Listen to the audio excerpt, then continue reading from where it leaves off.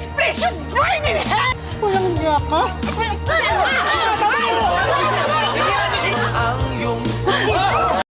Nakalaya na ang dalawang Pilipinong inaresto ng Saudi Police dahil sa kilos protesta sa harap ng Philippine Embassy sa Riyadh. Samantala, hinamon na naman ni Senador Alan Peter Cayetano. Samantala, pabor si Senador Grace Poe na hilingin o hihilingin na Special Authority. Samantala, bukas na mga tanggapan sa Zamboanga City. Solo were given the opportunity today to air their views in the Samantala, panibagong pagdukot sa 7 Indonesians ng Abu Sayyaf. Samantala, nilinaw ng palasyo ang pagsakay ni Presidential Sister Chris Aquino.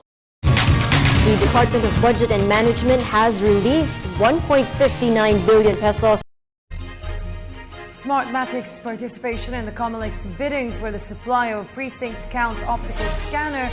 Samantala, ang inaugurasyon ni Vice President-elect Leni Robredo magiging simple lamang umano.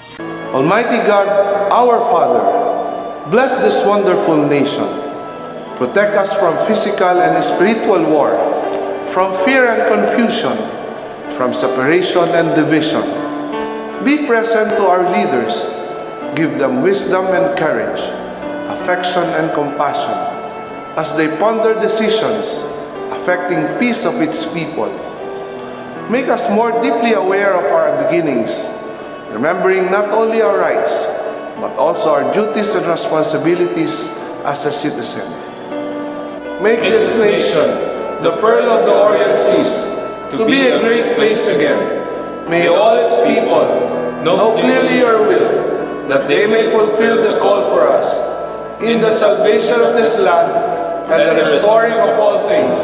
In the name of your Son, Jesus Christ, our Lord and Savior.